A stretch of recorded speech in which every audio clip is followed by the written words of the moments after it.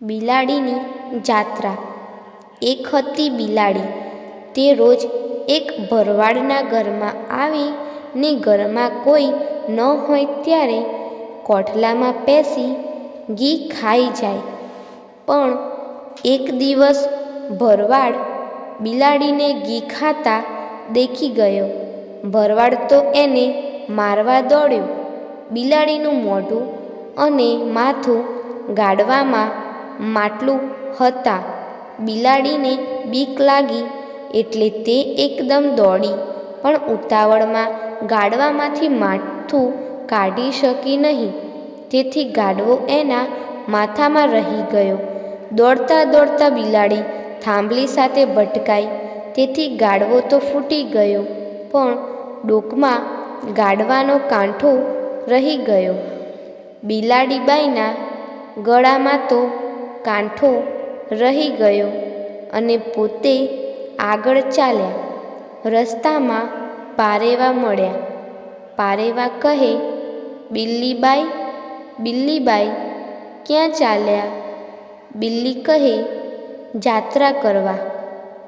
પારેવા કહે, આ ગળામાં શું છે?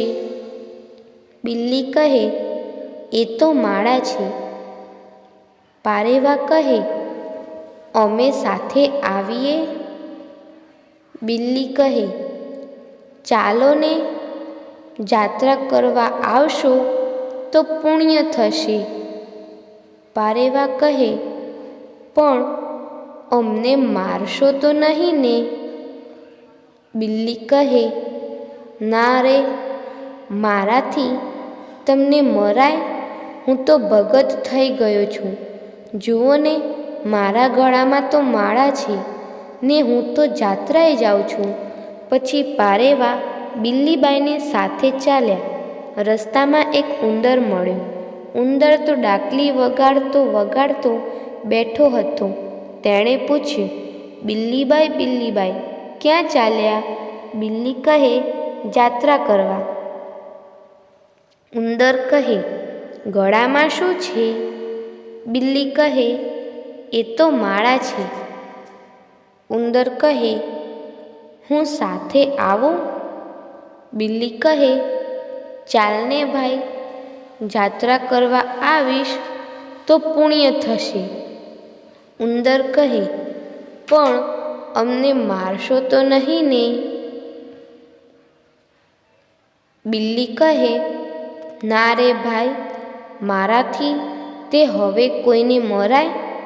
હું તો હવે ભગત થઈ છું. જોને, મારા ગળામાં માળા છે ને હું તો જાત્રાએ જાઉં છું.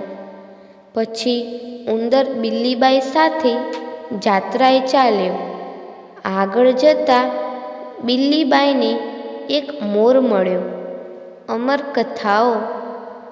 મોર બિલાડીને કહે, બિલ્લીબાઈ, બિલ્લીબાઈ, ક્યાં ચાલ્યા? બિલ્લી કહે, જાત્રા કરવા. મોર કહે, આ ગળામાં શું છે? બિલ્લી કહે, એ તો માળા છે. મોર, હું સાથે આવું? બિલ્લી કહે, ચાલને ભાઈ, જાત્રા કરવા આવીશ તો પુણ્ય થશે. મોર કહે, મને મારીશ તો નહીં ને? બિલ્લી કહે, ના રે ભાઈ, મારાથી તે હવે કોઈને મરાય? હું તો હવે ભગત થઈ છું. જોને, મારા ગળામાં માળા છે ને હું તો જાત્રાએ જાઉં છું. પછી મોર પણ બિલ્લીબાઈ સાથે જાત્રાએ ચાલ્યો.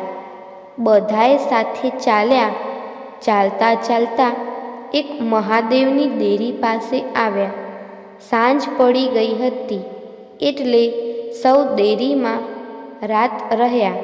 પારેવા, ઉંદર અને મોર તો રસ્તામાં ચણતા અને ખાતા આવતા હતા, પણ બિલ્લીબાઈને તો નકોરડો ઉપવાસ હતો.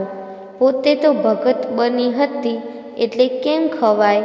ભૂખી બિલાડીએ એથી બધાને ખાઈ જવાનો વિચાર કર્યો. તેણે સૌને કહ્યું, તમે સૌ દેરીમાં સૂવો, હું બહાર સૂઈશ ને તમારી ચોકી કરીશ. બધાય ઊંઘી જાય ત્યારે તેમને ખાઈ જવાનો વિચાર બિલ્લીબાઈના મનમાં હતો. અડધી રાત થઈ. બિલ્લીબાઈના મનમાં થયું કે હવે સૌ સૂઈ ગયા હશે. તે હળવે દેરીમાં ગઈ. ત્યાં સૌ જાગતા હતા. તેમને મીનીબાઈની બીક તો હતી જ. પછી બિલાડીએ એક પારેવાને રોફતી કહ્યું, ડોળા કોના ઉપર કાઢે છે? પારેવું ગભરાઈ ગયું ને તેણે કહ્યું, કોઈના ઉપર નહીં. પછી બિલાડી મોર પાસે ગઈ ને તેને કહ્યું, આ ફૂમકું કોના ઉપર લગાવ્યું છે? મોરે પણ બીતા બીતા કહ્યું, કોઈના ઉપર નહીં. બિલ્લી બહેન પછી બિલાડી ઉંદર પાસે ગઈ ને તેને કહ્યું, કોના ઉપર મૂછ મરડે છે? ઉંદર કહે, કોના ઉપર કેમ? મીનીબાઈ, ભગતાણી ઉપર મૂછ મરડું છું.